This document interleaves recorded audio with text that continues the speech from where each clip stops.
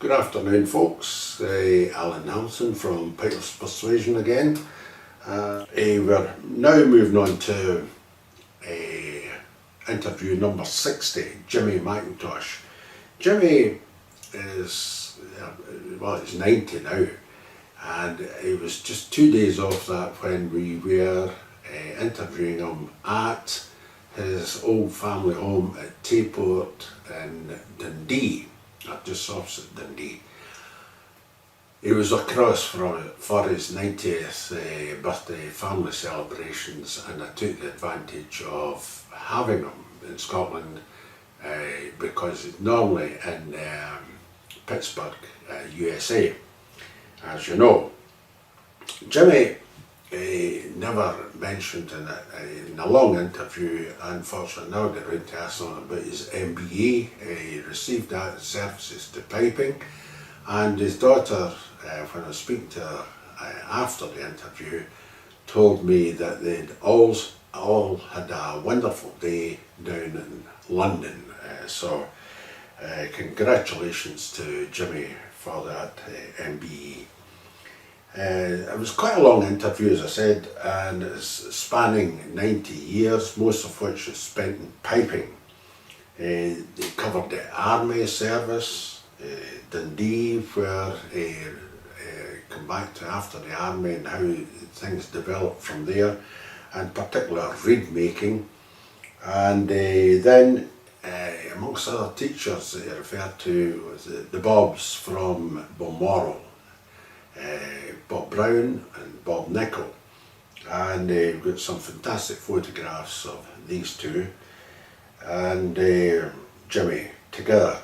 He then spoke about North America and the CPA in the Glenfiddich and lots more. So as usual, just sit back, relax and enjoy Jimmy MacIntosh. Thanks very much. Good morning. Well, it's good afternoon. Aye, and it's good afternoon from Pipers'Persuasion, and it's 17th of June, and it's 2015, and we're in Tayport, which is opposite Dundee, in east of Scotland, and we're about to have a conversation with yourself, James Haddle MacIntosh MBE, and worthy of this planet. You've been all over America and everything else, and we're going to get to that. But the reason why you're here, sitting in Tayport at the moment, you're here for a holiday, and it's your birthday, isn't it? I'll be 90 on Friday. 90 years of age on Friday. 2 days I'll be 90 on. Absolutely wonderful. And a picture of health. You're nearly as good looking as myself. I'm not so sure about that. You're obviously fit and hale and hearty, and thank God for that, you know. And that's wonderful. And your good lady's over with you as well, isn't she? Yes. And you're expecting 2 or 3 others, have they arrived from the States? My wife's away at the airport picking them up. Okay. And my son's here to come. And where does he normally stay? With us in America. Okay, great. And what age is Cameron? He's 17. 17, and you've got other family as well? Yes. You're in the home of one of my twin daughters, Moira. Moira. And the other one is Margaret. Yeah. And my oldest one is Roddy. Roddy MacIntosh. So he's just retired from being a head keeper with Le Mansfield. And that's terrific, eh? Is he a piper? No. No pipers. Well, commonplace. It's funny that lots of us have families that are not interested in piping. I'm much the same as well. My family are sports minded rather than music minded. Just one of these things, isn't it? And how are you celebrating now? Where are you going to celebrate this? Here. All the families coming here. Great. So you'll have some to eat and just It'll be terrific just Well, to I get don't together. know I'm not sure what's going to happen. I'll be surprised. And how long are you across for, Jimmy? Just for this month. This month. And I understand you're planning on touring Scotland a wee bit while you're across. Well, the couple who are coming here just now, their name's MacLeod.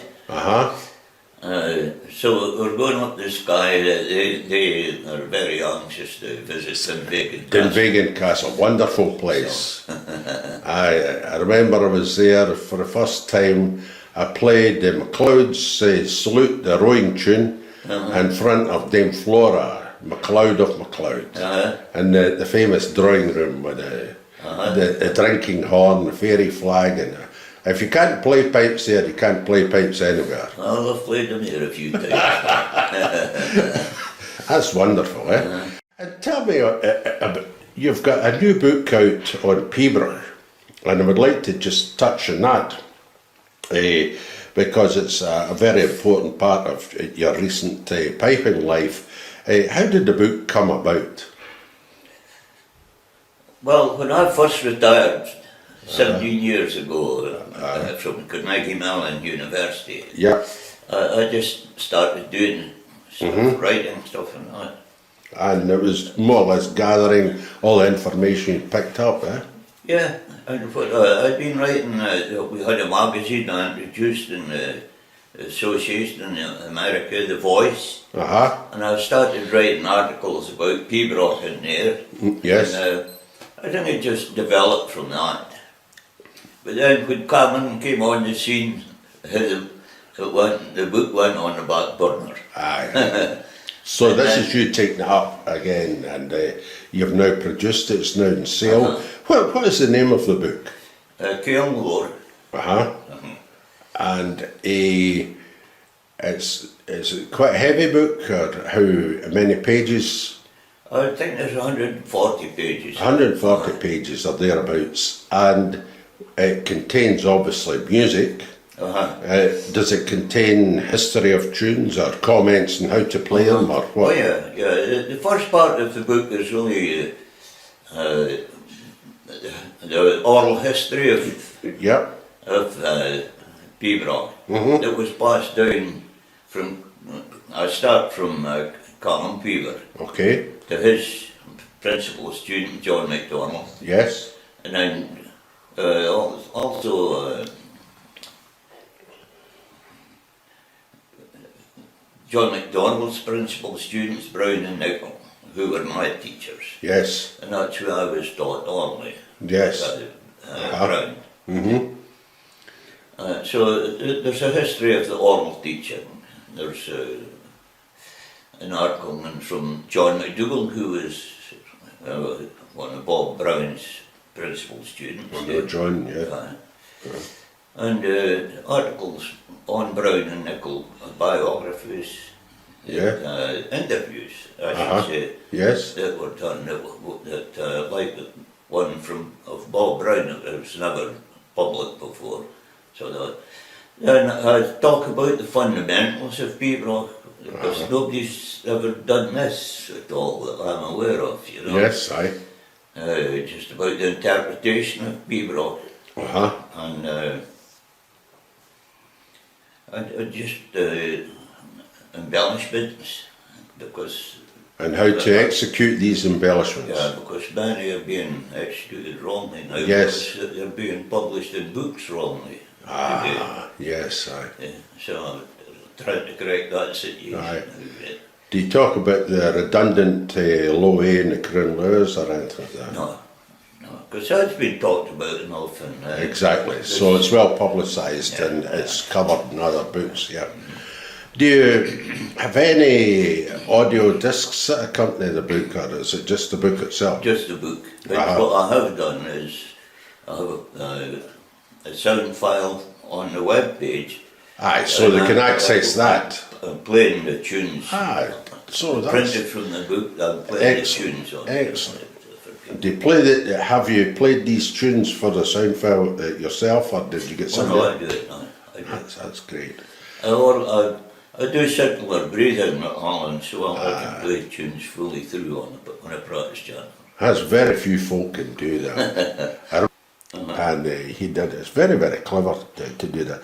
You know, in the police, we to beware of folk who did the circular breathing because they could defeat the breathalyzer. I know about that. Yeah, I'm aware about that. I've told some of my friends that, you know. That. That's wonderful. So it's a very good book. I know about it. It has been reported on very favourably. And indeed, I was at the Pipers'Persuasion Society conference this year, and Robert Wallace commented and held it up, and they discussed this book at length to the audience at the Pipers'Persuasion Society, and it was very favourably received. So there you are.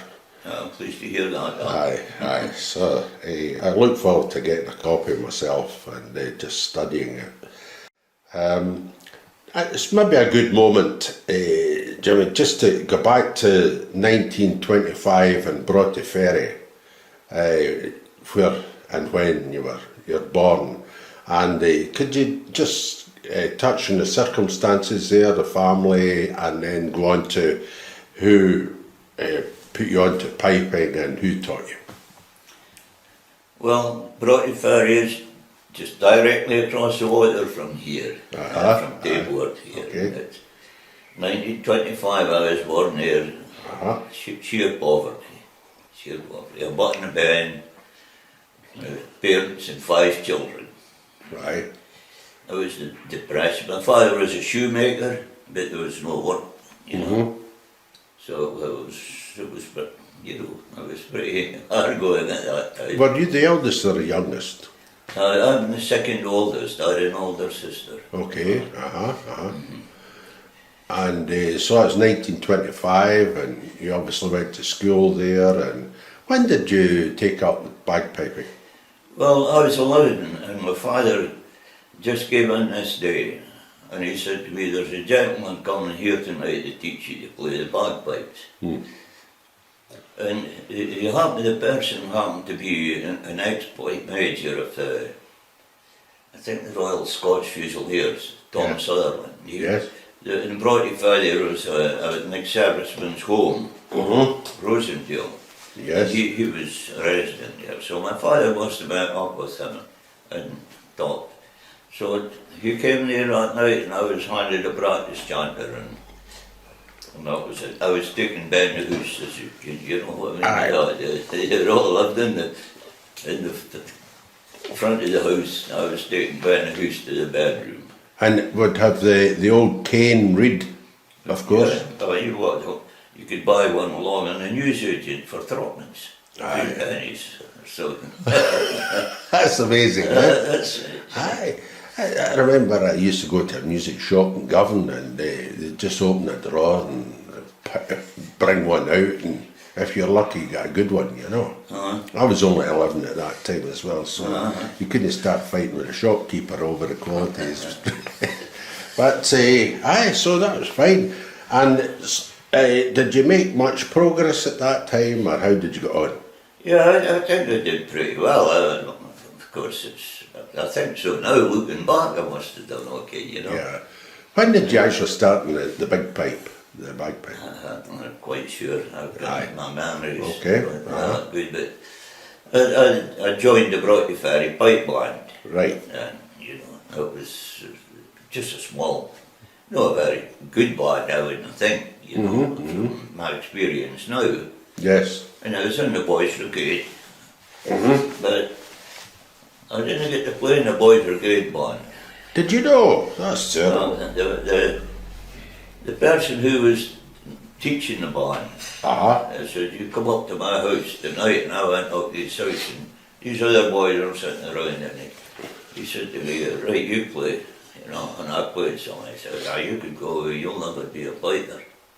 I bet he regrets that now. Well, it's not here now. But when I came out of the army in 1949 and joined a band, He was in that band, the McKinsey pipe band in Dundee, grade 1 band Aye. at that time. So did you have a word in his ear at that point? Oh, no, this is, you know, but it teaches you a lesson. Ah, of course. Did that make you just practice harder? No, I really don't know what it did, but I kept playing in the Bright Ferry pipe band. Yeah. You know? And understand that Willie Ross came into your life early doors there when you were 14 or something. Aye, well, it would be 13, yeah. Uh-huh. Well, the people of society were employing him to go around teaching. Yes. And he would come to a place like Ford's Music Shop Okay. in Dundee here Yeah. for a month, you see. And I think my father paid £1 for that month. That's very good. And I went along and I didn't get any P-Brock. Okay. Just the light music. 71st Islanders was the first tune I got from him. Uh-huh. 2-4 March. Aye. There was an instant, quite a sudden happening for you about the Cameron Highlanders.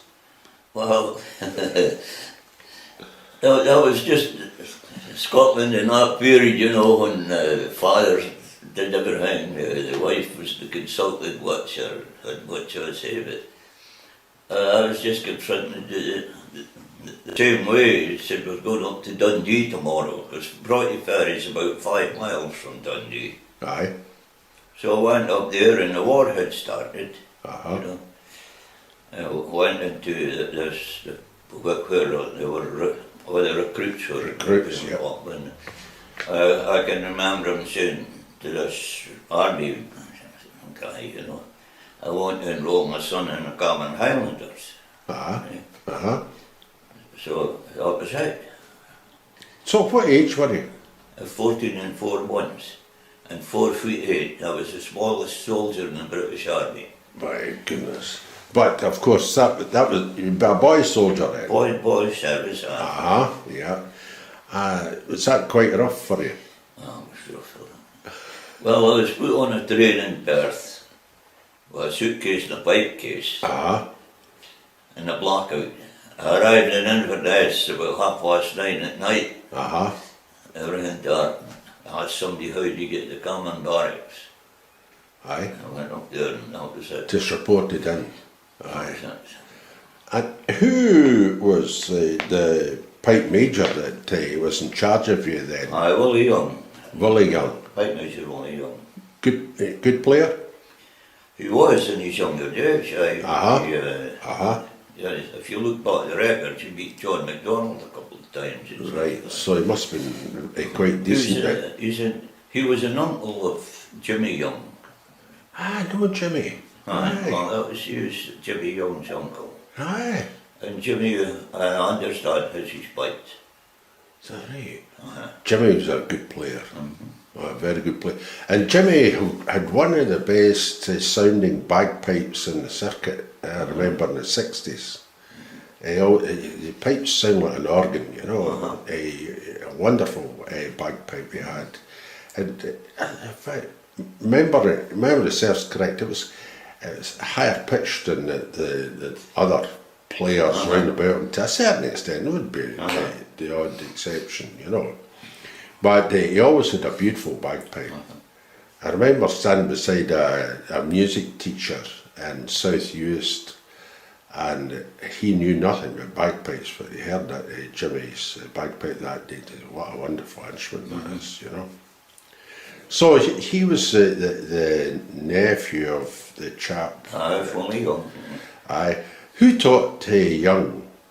Meldrum. Famous name too. He was Bob Meldrum was his teacher. Did you ever come across Bob Meldrum yourself? No. No. No. Okay. But Willie Young was he was one of the old-fashioned type teachers, you know, very good teacher. And he had to be at that time, because in the band at that time, Willie McCroskey was the Lance Corporal. Yeah. John McClelland was the Lance Corporal. Is that John McClellan that was later of the castle? Uh-huh. Uh-huh. Yeah, yeah. John. Yeah, he was in the Commons, you see. Aye, that's right. Evan McRae, Mm-hmm. Mickey Mackay, My Golden goodness. Isles, Aye. Malcolm McPherson Uh-huh. was in it. Aye. Aye. Uh-huh. It was a whole story. And Angus MacDonald was there as well. Angus MacDonald, Aye. who later became the Pipe Major of Glasgow Police. Aye. Was Hugh he... Fraser, who Yeah. became the Pipe Major in the Royal Scotch, I think, or something. Aye. Uh-huh. A lot of good pipers. They must have been almost hand-picked. Evan McRae. Aye. Uh-huh. Aye. Well, they were all, you know, McCrosty was, Mickey Mackay, they had been out and were brought back in because we were on the reserve. Ah, you see. right. So the So war they it were- gathered all these people together. They were all sitting on the brush. That's where I learned to circular breathe.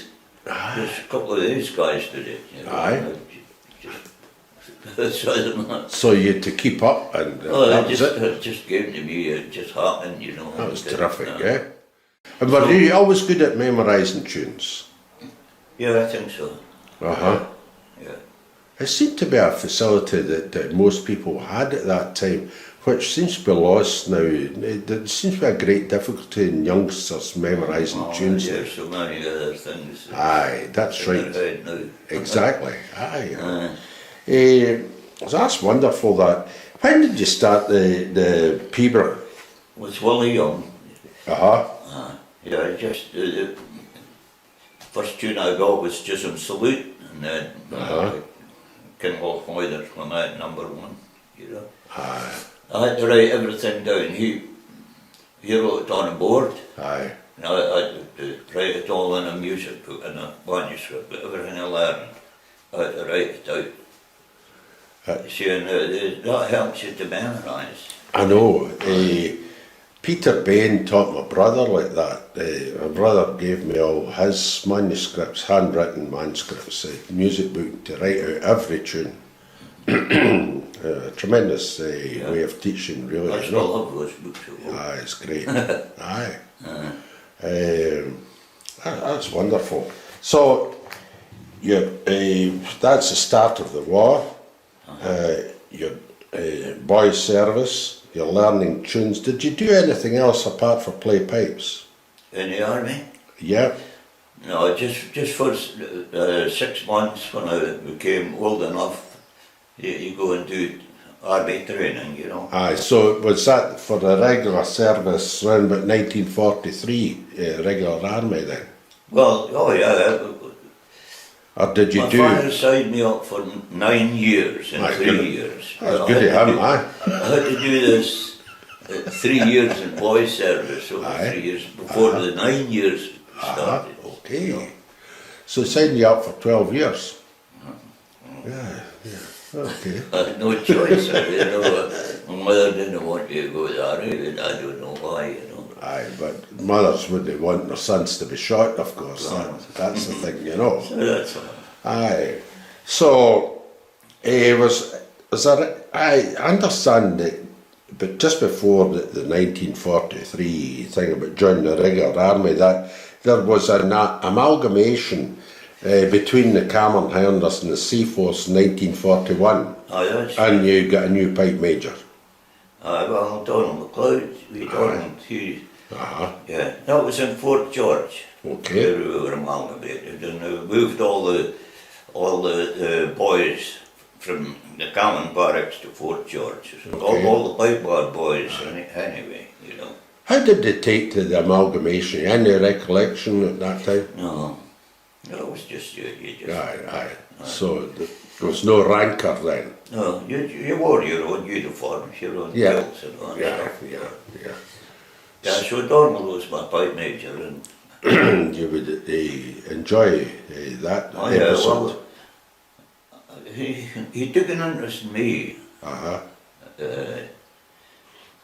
There's a lot of the people in the band that never ever got lessons or that, but during the war, you know, it was, I think it was kind of different, you know. Aye.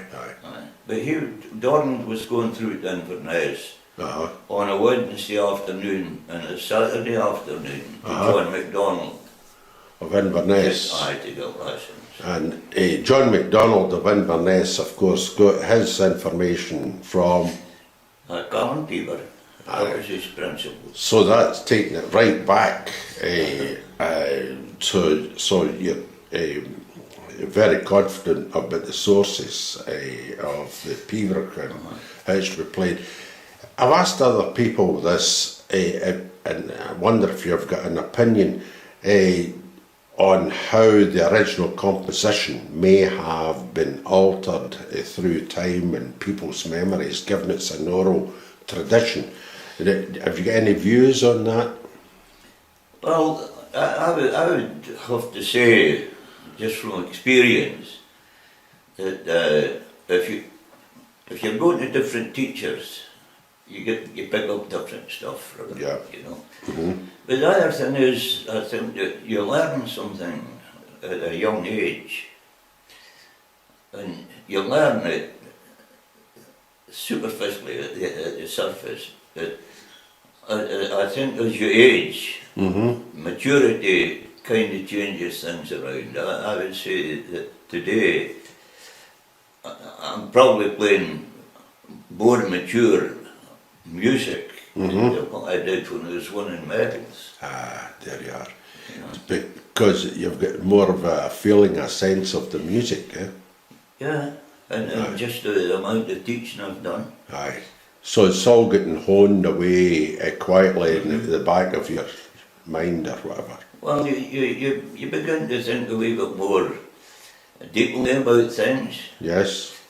And you see, there's very few teachers in Pipers'Persuasion talk about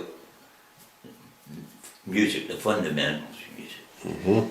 You have, I don't recall hearing people talk about their teachers talking to them about rhythm. But that's the rarest quality in music, and that for me is what's missing from Pipers'Persuasion today. Aye. How would you inject the rhythm into a typical tune then? Say for instance your MacDonald Kenneth Moider that you mentioned a moment ago. I know that tune quite intimately. How would you do that? Well, you see, oral teaching teaches you that because like that's just quite a simple tune to memorise. Yes. But even memorising that tune, I would start looking at the music and singing it over. Now, I'd maybe sing it over 20 times before I'd have that ground memorised. Yes. But every time you sing it over, you change it. Of course. There's no two performances are the same, are they? No. So you change it because you're always seeing little bits more rhythm in the tune. You know? Aye. So you're just naturally injecting the rhythm into the tune to bring out the phrasing and the music. Eh? Yeah, and this Bob Brown was the one person that when I went to him, things changed for me. Yeah. You know, even Willie Ross and even Donald MacLeod didn't talk to me the way that Bob Brown did. You know, and there's like a phrase, if you take a phrase, and how the rhythm within that phrase. And your music is, you know, a Pipers'Persuasion is made up of rhythmic phrases. You know. And so it's joining them together. And he sang rather than played the practice chant, is that correct? Yeah, so I never play the practice chant when I'm teaching. There you are. I just sing. So, and get the people to assimilate the tune. Yeah, and when I'm teaching, like students that I want to go and play in the gold barrel around, I conduct them. Yeah. And that's the way Bob Brown did with me. I would walk backwards, forwards, never taking my eyes off his hands. Because that's where you're conveying rhythm. Yes. Feeling. Yes. And the music. So I think that changes, you know, with your age and experience. It just, you know, there's a maturity that comes into your understanding of it. Yes. When you're playing, you're thinking on that. Uh-huh. I don't recollect doing that when I was competing. You know, your mind's on. Aye, more the technical aspects. Don't make a mistake. You know, and that kind of stuff. Absolutely. And we'll come back on the theme of the Peebles, we certainly will. Just tidying up the history here. Donald had been captured at St Valery and had escaped, and then he come back to Fort George. Is that how it all come about then, eh? Right. And I take it he never mentioned his experiences in France. No. Okay. He was in his dorm, you know, because he was married that day. Aye. I used to mail his letters to Winnie. Aye. Great stuff. In the post office in the fort. Aye. You know, he was writing to his future wife. Yeah, at that time I could always remember the address and everything. Aye, and I understand he did a bit of composing and all that sort of stuff. Like that. He was doing all that in his room at night. Aye. He would come in the morning and we'd have the newspaper.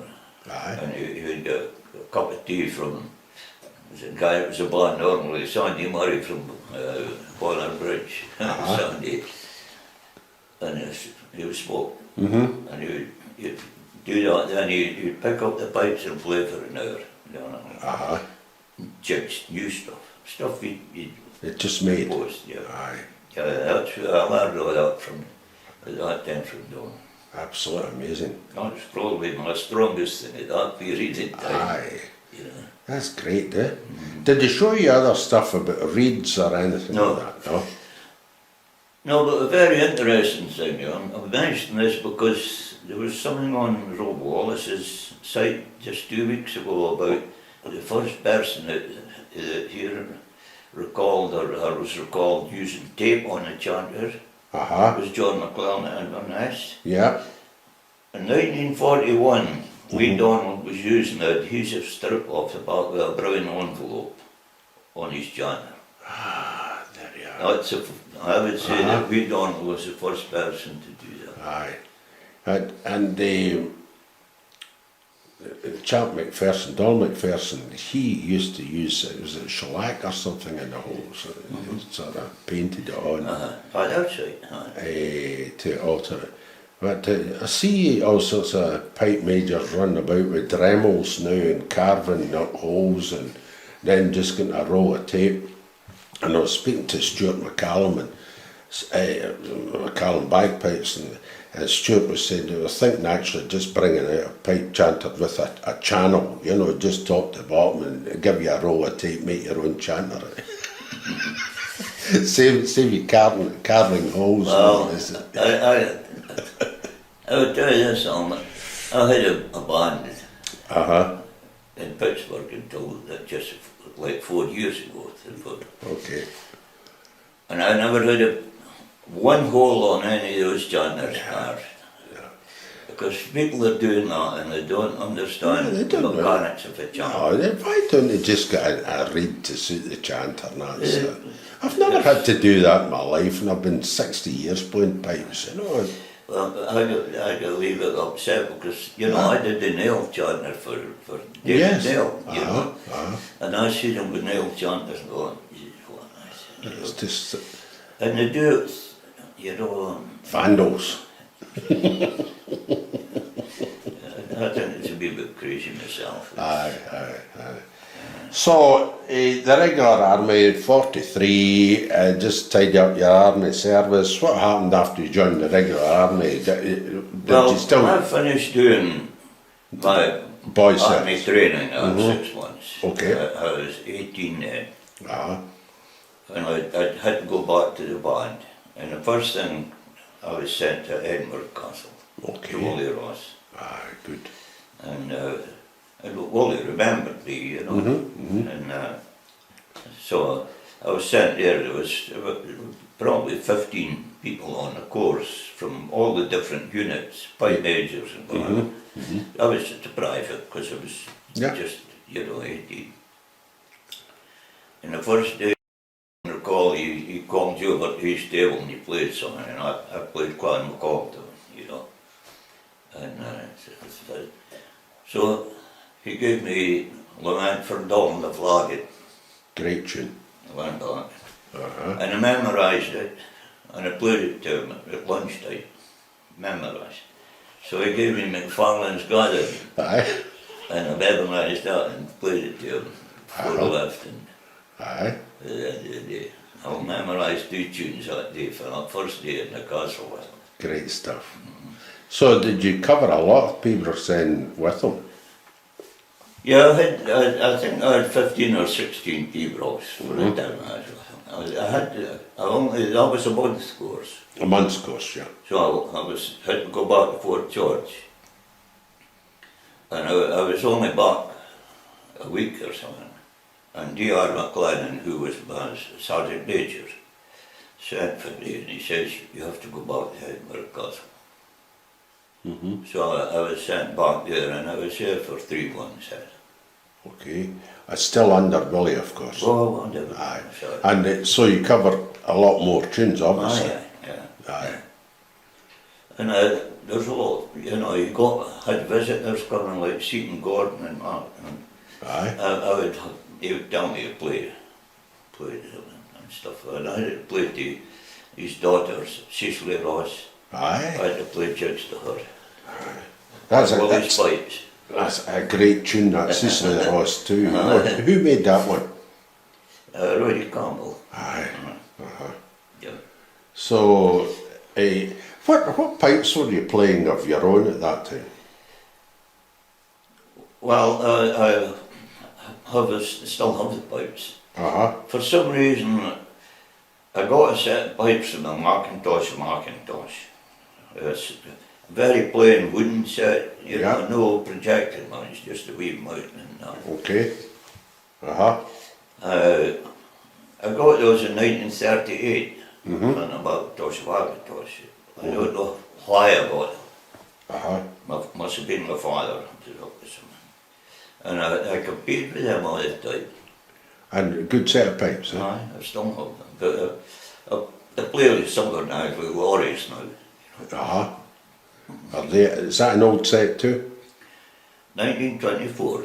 They belong to the band that formed the McKinsey pipe band, Jimmy McKenzie. He bought them in 1924. Aye. And I have them now. That's great. Henderson and Laurie made great sets of drones at that time. Laurie's my favourite pipe. Aye. People. Aye. Some people round by that era couldn't tell the difference between the Henderson and Laurie pipes. They were quite similar in appearance, weren't they? Yeah. I think I always thought Henderson pipes with more volume. Aye. But Laurie had... Just a harder volume. Yeah. Laurie's are... Okay, great stuff. Did you do anything in the army before you left? I understand you went, for instance, to Japan in 1947. Well, we went to Germany, I was in the Highland Division with the 5th Commandants. And, I did the piping there, Was that before the end of the war you went there? 1945. 45. Aye. And we had a Highland Division sports here that lasted a week before they disbanded, and we had piping there. And I competed there. That's where I met Dan Richardson. He came there to judge. And, there was another chap in the 5th Sea Force, Ian Angus. You maybe wouldn't know him. No. He moved down in, was it a pharmacist down in the south of England, someplace. He was a very good player, Did you ever hear Richardson playing or anything like that? No, but he did. That's where he gave one of the things I have in my book is the way that John MacDonald taught the embellishments in Peterborough. Yes. And that Gerald Richardson sat down on the grass with Ian, Angus and myself and demonstrated on his practice chat how John MacDonald did that. And that's, I've never forgotten, I've done. Since that period in time, I've taught that. Very valuable that, isn't it? It's just perfect. Aye. I mean, it's only a few minutes of your time, but it lasts with you for a life, you know. It's one of the highlights, if you like. Any other bits and pieces round about that time, or are you ready to move on to the Far East in a boat? Oh, yeah.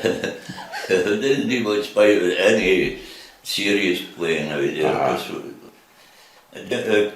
David Murray was there, wasn't he? Major Murray, David Murray. Aye. He was there with me. He was my company commander. You know. Aye. I remember he mentioned that in his interview. I did an interview with him down near Bristol, and he mentioned that period of his life. Yeah. Aye, that's right. Aye. So what's interesting from that period, though, is that the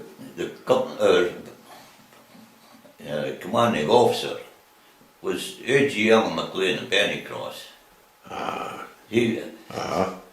And he was an eccentric person, you know, but he was a very good organiser. And he got a staff job down in Malaya someplace. Well, the other thing was that John McClellan was in Singapore with the Sea Force at that time. Right. Pipe Major.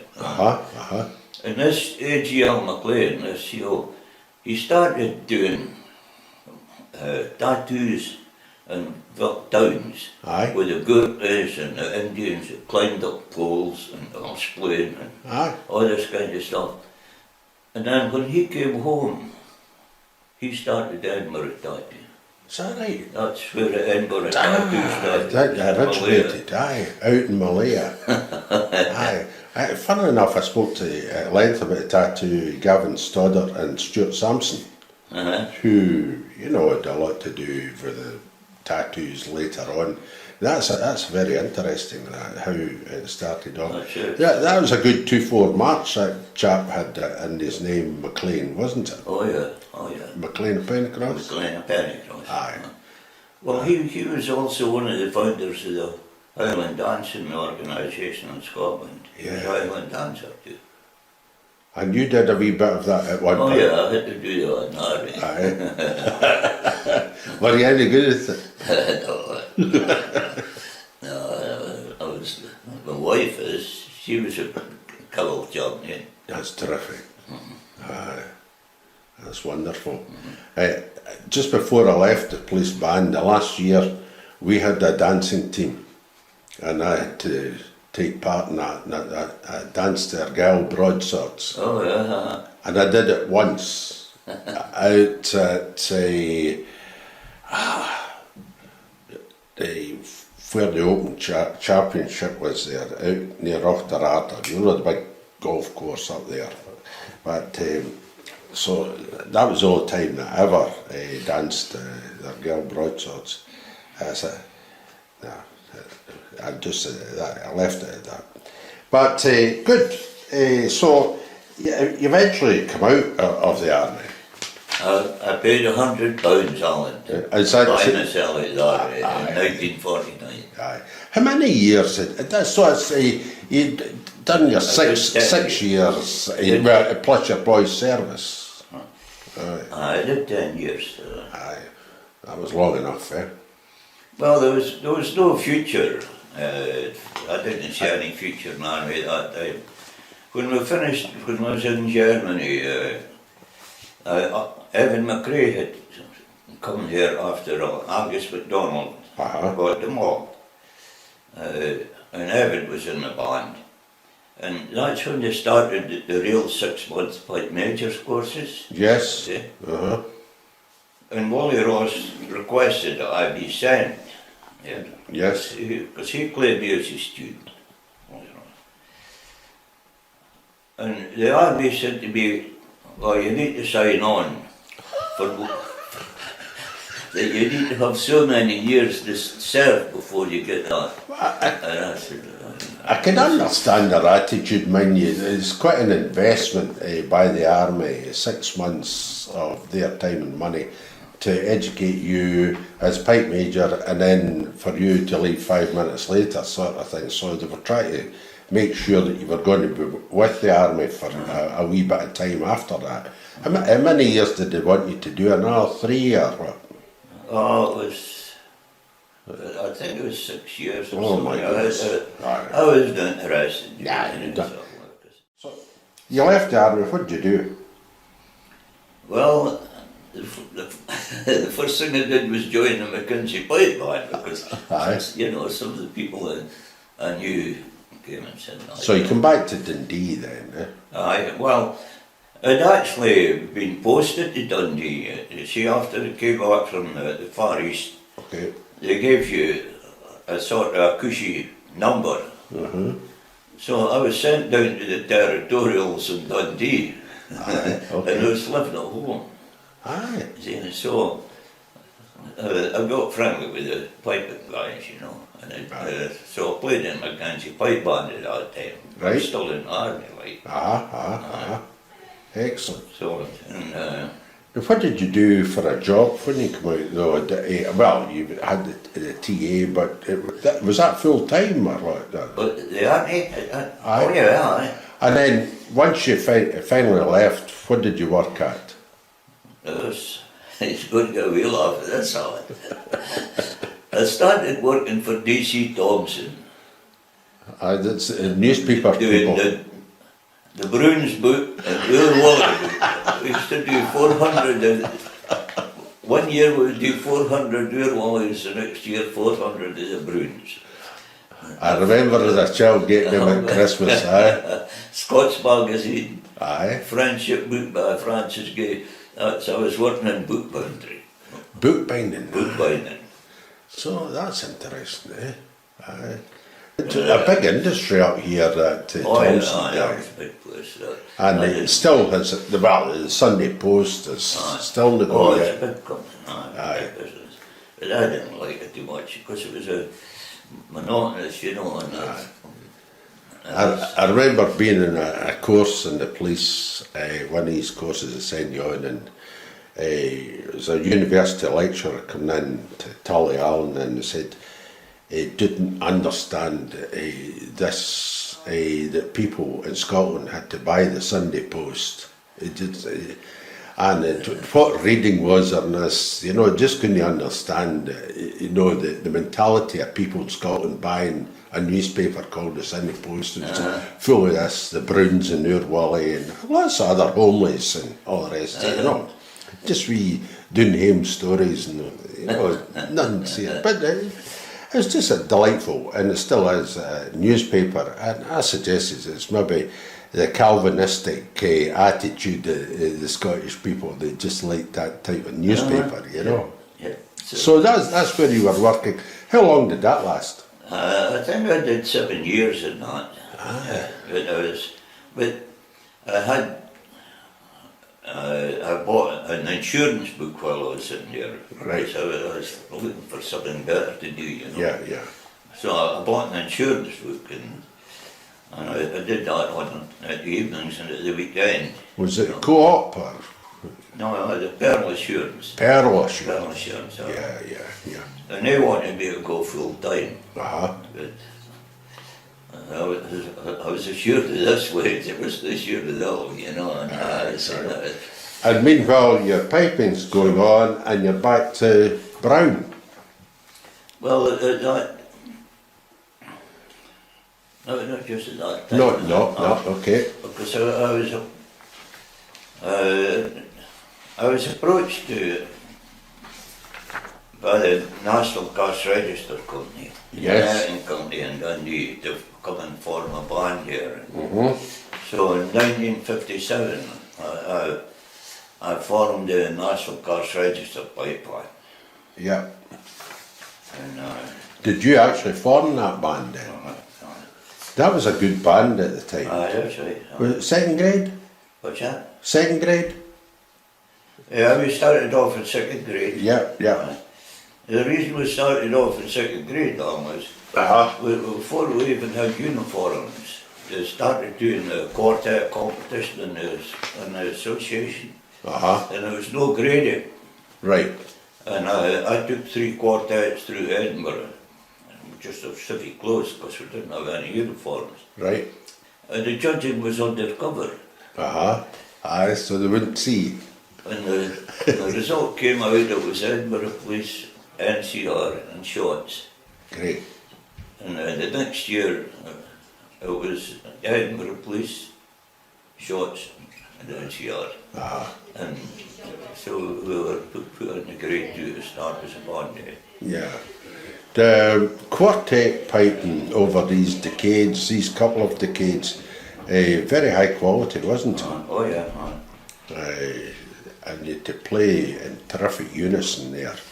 Otherwise, you didn't make any headway at all. I did quite a bit of that in the police band, and you can remember listening to the likes of Edinburgh Police and Shots and all the rest. At the top of the game, they were superb, absolutely superb.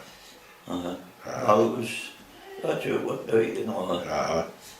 So how successful were you with the National Cash Register? Yeah, we did quite well. Yeah, we did quite well. They were all just guys that were working in the factory and you know. The drumming, we were never up to, that was always a problem. Oh, it's always, it's still a problem. I'm going to watch what I'm saying because fortunately our band, the last 2 major competitions in the last fortnight or so have won the drumming. So that's all right. So I can say what I like about drummers at the moment, but we're at the top, so. But no, it can be a problem to various outfits. And it's always amazed me, and I did remark on this the other day there, the amount of teaching of piping in Scotland is very, very high standard. It's quite prolific in various areas. Lots of good teachers, lots of good pupils, and youngsters are playing very well. But it don't seem the same drumming schools. No, it's the same in the States. It's a big, big problem. And you wonder why the leading drummers, for want of a better expression, are not taking this with a scruff of the neck and just doing something. You know, just to pass on knowledge to youngsters and keep the art up. Because it's, to my mind, it's falling behind the standard set by pipers. I know what you're talking about, because Alec does it himself with buddies. Yes. You know, with him and I travelled for 10 years. Yes. Doing and he did a lot of teaching, Alec. Him and I teaching, running the schools and teaching. Yeah. And Alec was dedicated to teaching. Yes, he was. And another person who was Bert Barr. Bertie Barr. Yeah. He was the same. Bertie was a very good teacher. And that was a couple of decades ago, 3 decades ago, but who's doing it now, you know? That's a big problem, I see. You started with Bob Brown in 1965. Yeah. How did that go? Well, I just, I really got tired of the band stuff, you know. I hadn't competed in any solo stuff since 1945. In that period, you know, just doing bands and bringing up a family of 3 children and working and stuff and that, you know. So I just got tired of it, and thought I'd like to go back. There's nobody from Dundee who never won, or MacIntosh who never won a gold medal, you know. Yes. So I approached Bob Brown. There was a chap that worked for NCR, a gardener, who was taught by Bob Brown's sister. So he lived beside the Browns up there, so he knew Bob. And him and I went up to Braemar this year. And I just approached Bob Brown and said, you know, would you teach me? So, well, went up to his house, you know, and he asked me to play something. I played on the flaget there, on the pipes. And he says, well, he says, you've got all the work and stuff, and I says, but you need to learn to play from your heart and know your feet. Aye. Yeah, that was it. So I put the pipes down, and I went to pick up the practice. I said, no. You'll not need that. He says, you're going to be sitting, you need to learn to sit. So that was it, and I would use that again to memorize tune. And was it the proper cantor? No, they all just used their own chant, and that's what I picked up too. That's great, aye. That's what John MacDonald used as well. Aye, just how it came to him. Aye, okay. Aye. That's excellent. How long were you going to Bob Brown for that? Well, until he died. Aye. So that'd be quite a number of years then. And then the funeral, you know, when I walked up from Bob's grave, Bob Nichol I'd had some lessons from Bob Nichol too at that time. Yes. Bob Brown would send me there with like the big spree. Aye. He says, no, that's Nichol's tune, you need to go with him. So I walked up and Bob Nichol was sitting in the car with Norman Matheson. Yes. And I just said to Bob, well, I'll be coming to see you now and that. So I went to Bob Nichol until Bob Nichol died. Aye. And obviously you must have got a right wheen of tunes from both of them then, eh? So how many tunes would you cover in a session with them? Well, when I was starting with Bob Brown at that time, I had to catch up on a lot of stuff, because like the set tunes. Aye. So I'd take away 4 tunes. And they just said, memorise them but don't play them too much. So I'd memorise 4 tunes and go back. And then they would show you how to play them. On the pipes down, and he would conduct me and, you know, tidy them up and stuff and that. That's great. Was it quite encouraging the way that they taught you? The Bob? Aye. Very yeah, positive. He would never offend you.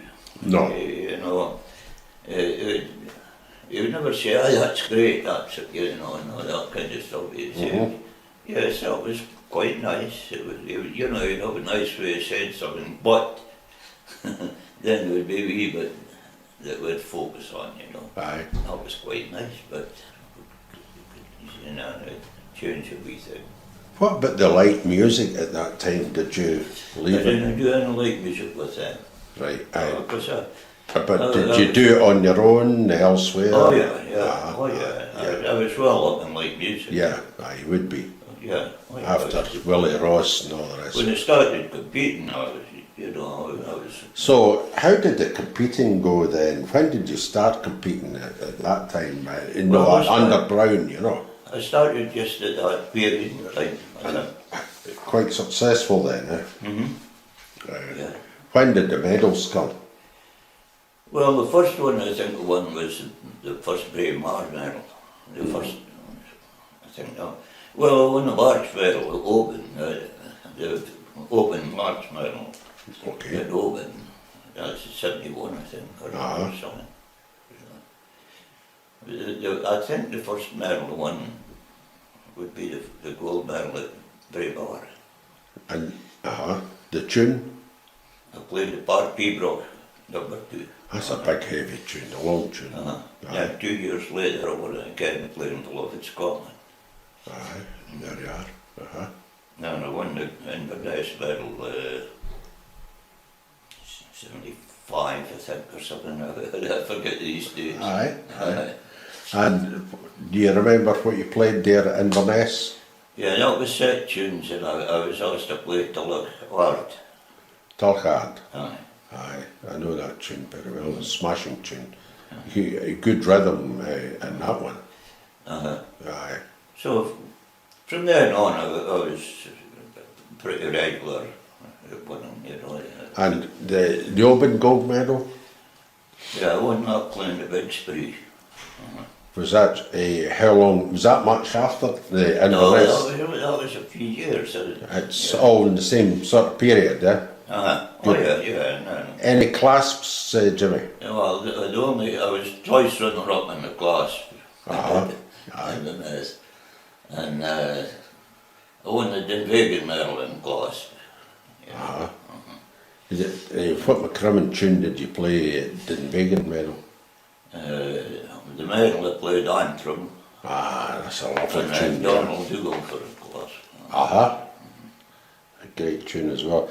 And you played at Dunvegan Castle, the Silver Chanter. I was runner up there at times. Did you enjoy that? Well, for playing there? Aye.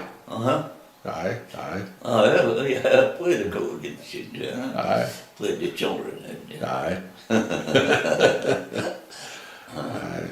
It's a lovely place, isn't it? Oh yeah, it's interesting, yeah. Yeah, so I did pretty well, you know, just with stuff like that. The NCR, you know, but when I went there, they put me on an apprenticeship for engineering in NCR, so I finished up with quite a good job there, you know. What were you doing there? I was a tool setter on big multi machines, you know. Aye. Funnily enough, my father did the exact same job in the Rolls Royce. Yeah? Aye. With the automatics. I was on 6-spindle. I was setting up the cam charts and all the rest of it. Yeah, all the tools. We did our own tools and stuff like that. Yeah. So That's what I finished up doing there, and I was in there for 17 years. that'd be quite a difference from the bookbinding, eh? I understand you met Malcolm McRae. Well, when I started with Bob Brown, I'd only started it just maybe a year, I'd say, a year or something. And he says, there's a young chap coming from Australia to get lessons. He says, I'd like the two of you, if possible, to come together. The same as Brown and Nicol and May did. Aye. Says that so that you could help him when he goes back to Australia. Yes. So we did that. So for that 2 years that Malcolm McRae was here, him and I would go up and get our lessons the same day. Yeah. So that's interesting. And Murray Henderson, was that a while after that? When did Murray come on the picture? When did he come? Yeah, that was after that, yes. Well, Murray Henderson, there was a chap who was here at the same time as Malcolm McRae, and the two of them shared a house in Hamilton. Was that Donald Bain? Aye. Donald Bain. Yeah. And Donald was getting lessons from Donald MacLeod. Okay. Yeah. And when it was time for Donald Bain's 2 years was up first, so he was going home. So he asked could he come to Bunghore with us for lessons. So he came up and he sat and witnessed us getting a lesson. Yeah. The two of us. And he came and he says, I've wasted 2 years here. I went the wrong place. So when he went back to New Zealand, he was teaching Murray Henderson. Right. So he advised Murray Henderson that he'd been thinking of coming to Scotland, Murray Henderson. So Donald Bain advised him to write to me, and Donald Bain wrote to me and asked would I teach him. So I wrote back and says, "Well." So he arrived in Broughty Ferry. It was pretty sure it was a February because it was a wee bit slow. Along with his older sister came there at that time. And so I started to teach them. And he worked on a farm. He was a farm labourer, you know. So where I lived outside Broughty Ferry, there was farms here. And I says, you know, try to job up the road here and you'll get a house with it, you know, a farmhouse. So, so he did that. It was just a few miles up the road from where I lived. So he did that. And I went up 3 times a week teaching them. And I really took him into my family like a son. Aye, you know, aye. because he was A nice chap too. young guy. Yeah, yeah. Uh-huh. And then he met Patricia Henderson, you see. Yeah. So, and they got married, you know. So he was working out in the winter in a field, you know, with an old fur coat with his sisters on, and I says, look, I'll teach you to make reeds. So I put another bench up beside mine, and I started teaching them to make reeds. Aye. And once you'd learned about it, you see, I said, look, you better pack up your farm job. I'll give you, you start me as a partner. I'll give you half my business. That's great. Listen, what kind of reeds were you making? Chanter reeds. Chanter reeds. Did you make drone reeds as well? Oh yeah, yeah. Aye. Who taught you that? Well, William across the DR. Of course, aye. Of course, all these guys that you've been in the army with, aye. That's who taught me. Aye, exactly. So, moving on from there, Murray's a partner. I took him in and gave him half my business as a partner. Right. Yeah, and I was teaching them basically on a day-to-day basis. Yes. Because he was, you know, and then, so it went on and on. When I was doing the schools out in America, Canada, When did you move to, when did you start going there? Well, I actually started in 1974 in Northern Ontario with the Seamus McNeil. Right. Asked me there in Timmins. I did that for 10 years. I looked after it myself. Then I was asked to teach, start up other schools. So I started taking Murray Henderson with me, you know, to get him introduced and that and stuff. So, and went like that, you know, and then I got chances. I had so many students coming over here from America and all over the place, you know. And yeah. I got the chance to move to America from a Scottish family, from Motherwell, you know, by the business here. And so they asked me to, you know, come here. So I did that, and then he decided. Where did you stay then? What city? What city? In America. Aye. Newark and Delaware. Aye. That's where our family lives, you see. Yep. In Delaware. So I started off there. And they had a Scottish store. And the husband had been in the Cameroonians, you know. But not McConnell. And so he was the same age as me. So that would be quite a culture change, brought to Ferry Dundee, etc., and over to New York. Well, I'd been moving around since I was 14. I suppose. You know, so you were used to change anyway, yes. So it was a big move for me. I liked America, you know, it was good, and I got this chance. Met my present wife. Yeah. Her parents came from Motherwell, and they lived in Pittsburgh. Okay, yeah. So, when we got married, I moved to Pittsburgh. So, and when I went to Pittsburgh then, the university Andrew Carnegie founded, Carnegie Mellon University, they asked me if I would reform the programme that was in there, because there had been a Scottish gentleman in there, Lou Davidson, many years ago, who had started just teaching students, and then, you know, formed a band and that, but then I went defunct, you know, after he died. So I still had my business. Yes. So I started doing that part-time, teaching the students, and so I built the program up, you know, and then I was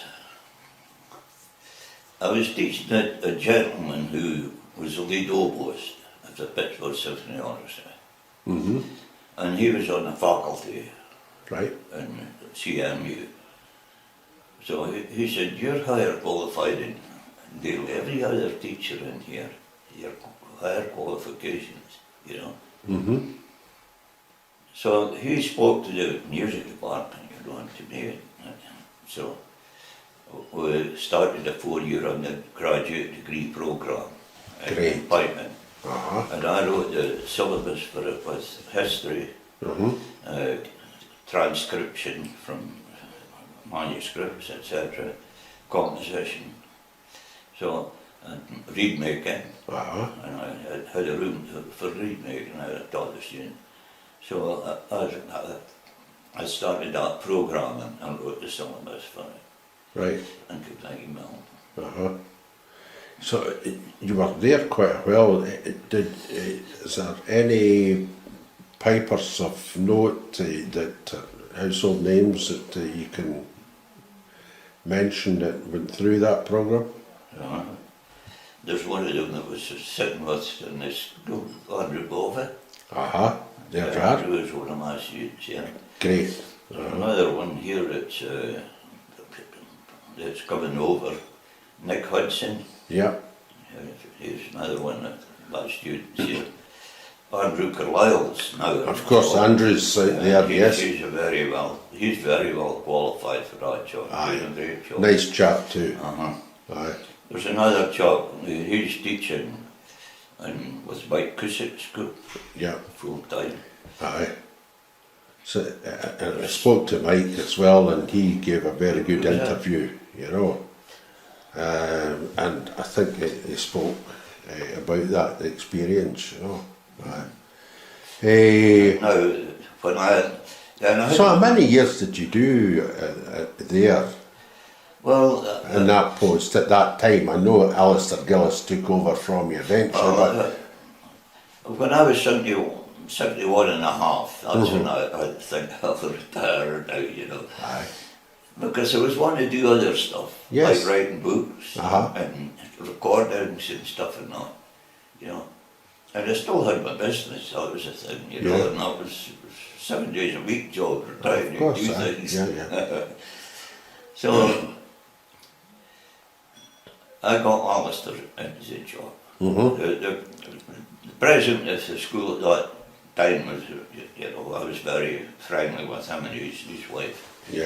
And, you know, I said I was wanting to die, but on the condition that Alistair got the job. So that happened, and then when things didn't work out with Alistair, you know, I was asked back into the school then to teach, you know. And so you held it down for another few years, and then Andrew got it. I chaired the committee to select the next person, and Andrew. So when I was finishing the school then, I said, there's one thing I'd like the school to do before I retire. I said, I'd like you to institute a master's degree. So Andrew Bova was the first one to do the master's degree, the graduate, the master's degree. So they have both an undergraduate 4th year and a 2-year master's degree there. That's excellent. So, and Andrew's now doing a PhD. Right, that's fantastic. And therefore people are going to that source for teaching, are getting a fantastic resource there. And are people up to a reasonable standard of piping as a result of that? You know, what sort of numbers are you talking about in North America that have been through that course? Well, they can only, because it's in the Conservatory of Music. So we can take 4 people each year in. Can't have any more than 4 each year. So you're talking quality rather than quantity. So we don't always take 4. I know. You know, Aye. the other thing is that they have to have a very high academic degree to get in the school. That's, see, Carnegie Mellon is one of the top 10 schools in America. Yeah. Aye. Okay. It's a top for computers. Aye. Your iPhone came out of there. Aye. That's where it was developed. So it's a quite prestigious place, aye. Aye. Well, if you have 50,000 a year to spend on it. Aye, aye, that's immense. So, yeah. so the students could come, they could be the best piper in the world. Right. But if they're academically low, not qualified, they wouldn't get in. What had you to do with the Competing Pipers Association? Well, that's another story. Aye, aye.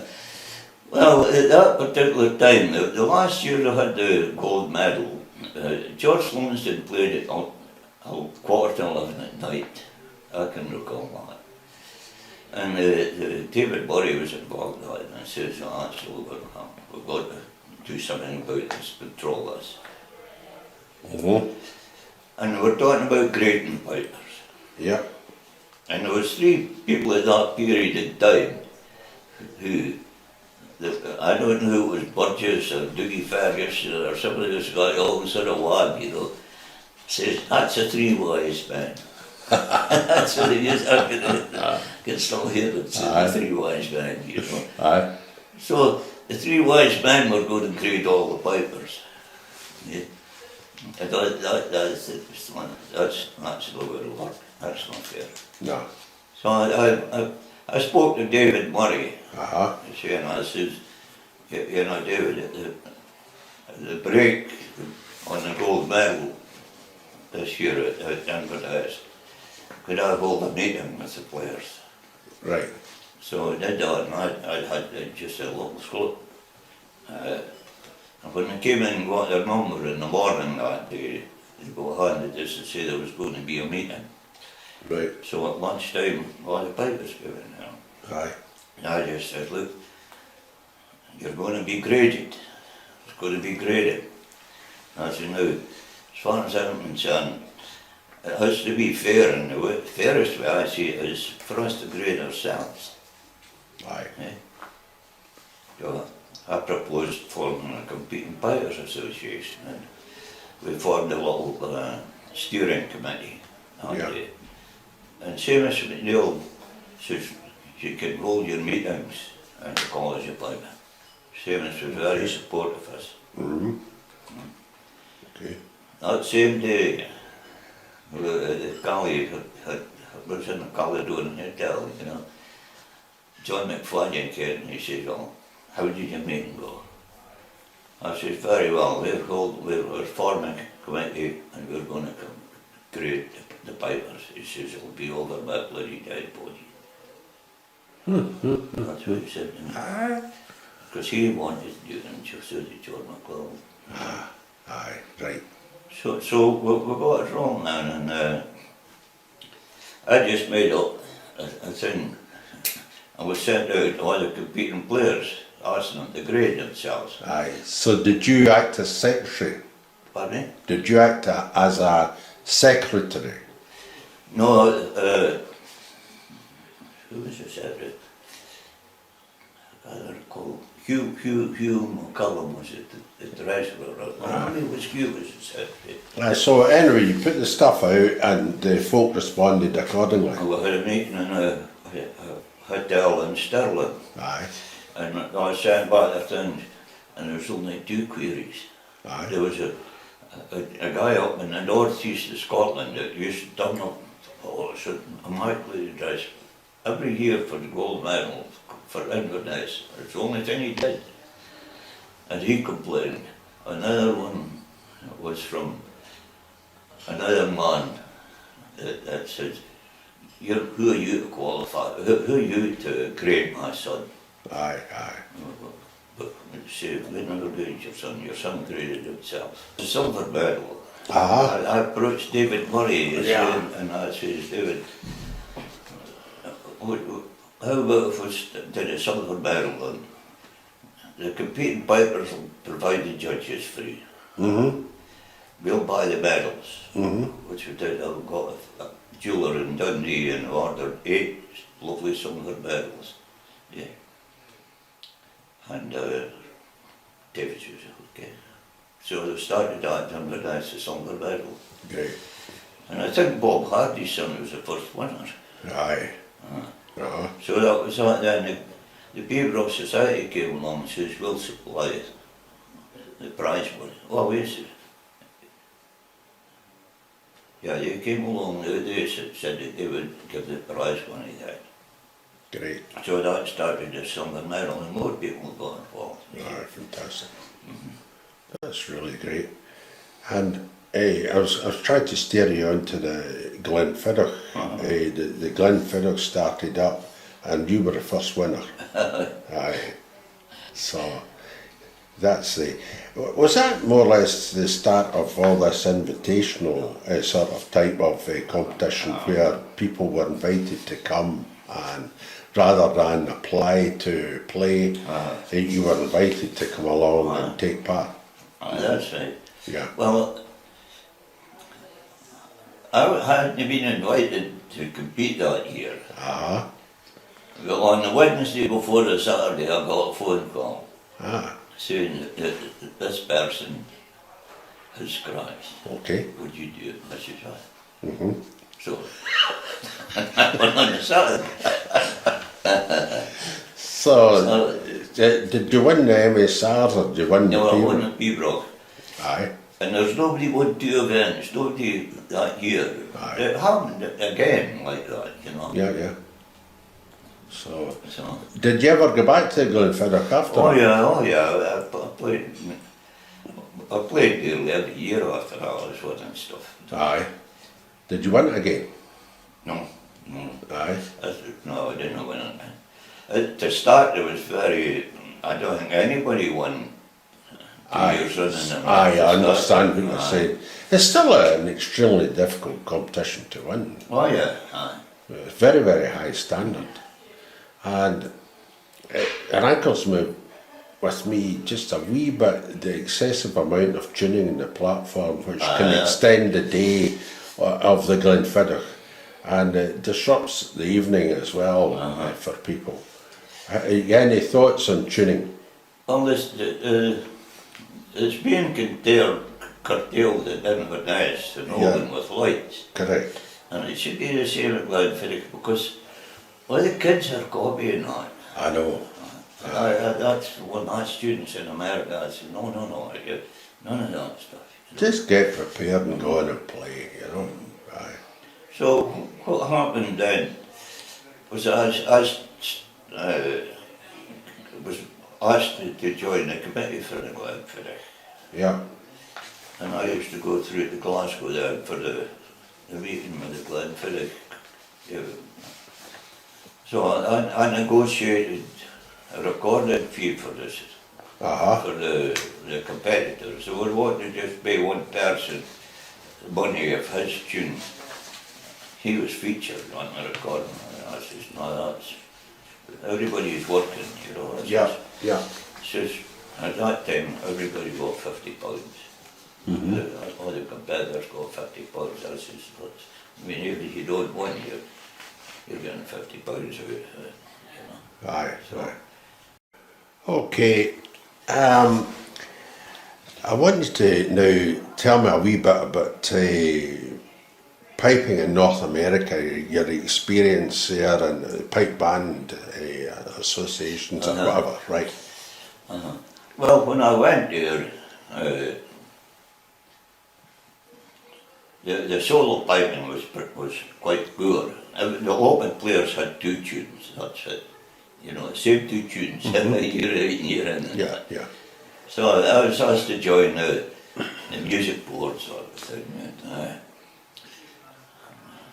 It was people that were really running were Scotch guys, like George Bell, Bobby Cumbers, Roddy McDonald, Hammy Whitman.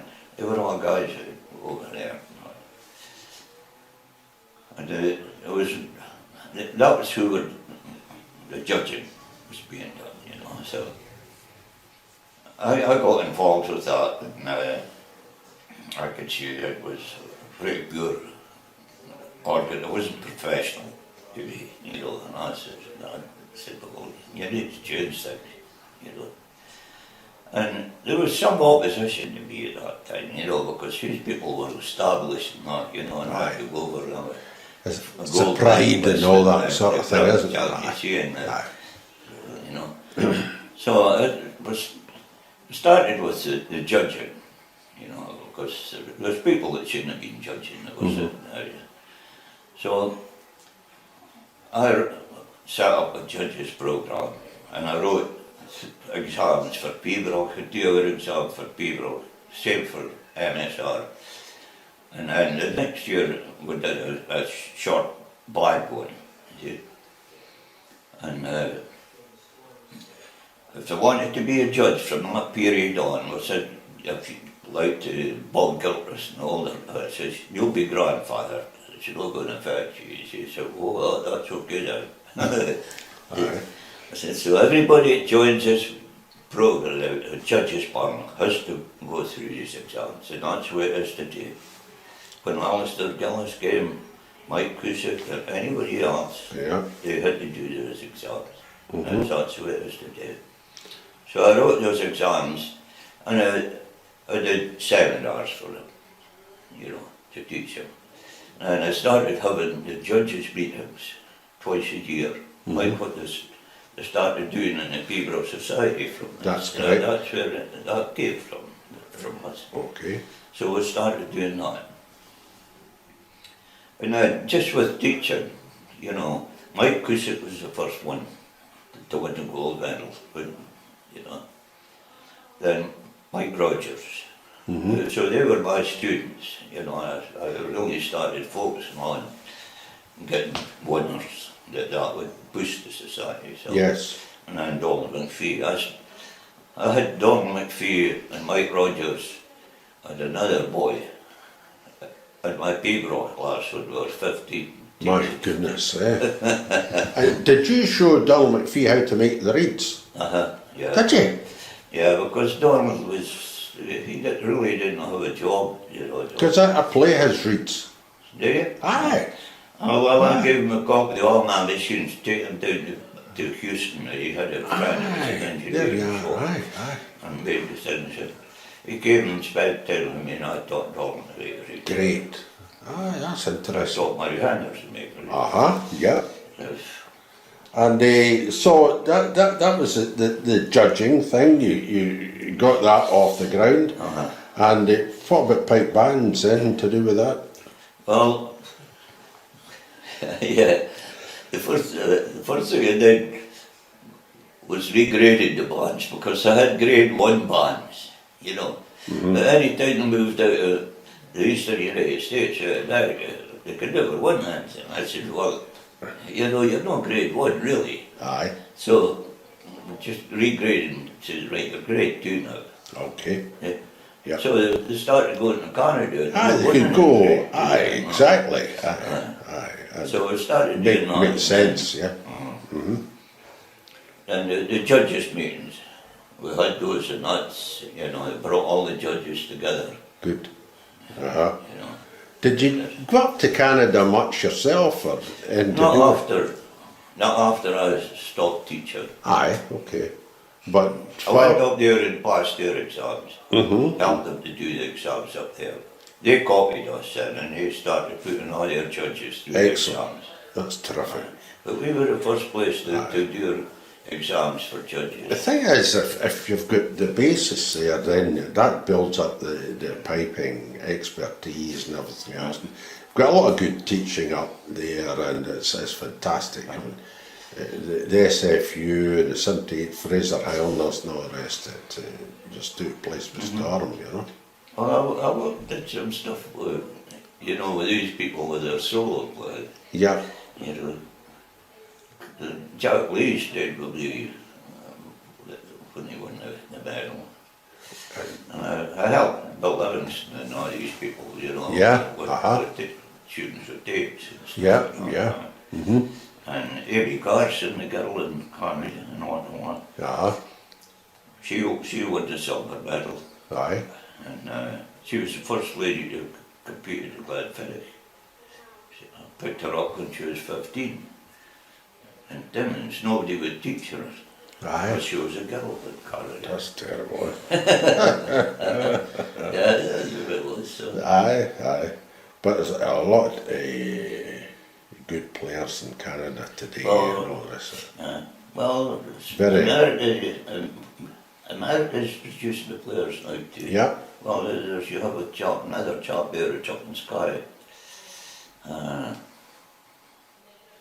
Tall chap. He won the silver medal last year. He's at that school or whatever it is, it's in Skye. Ostig. Superman Ostig, aye. And well, that's great.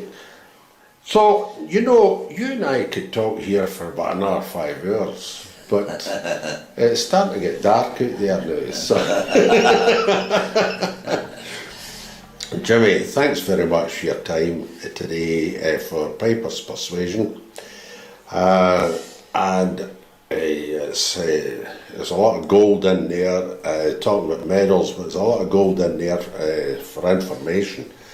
And we'll look forward to maybe inserting a few photographs once I get them from you, and we'll see how that goes. But in the meantime, I'm quite sure that all those watching this will be thinking about you, and I hope you've got another 90 years in the tank, you know, and sincerely I hope that you do have a wonderful birthday here in Scotland in a couple of days' time. So all the best to you. Thanks very much. Thank you very much, Alan, and thank you for giving me the opportunity. All the best. Just to reminisce about the past. It's great. It's been a long road. Aye. But it's been very nice to speak to you, and thanks very much, Jim. Thank you.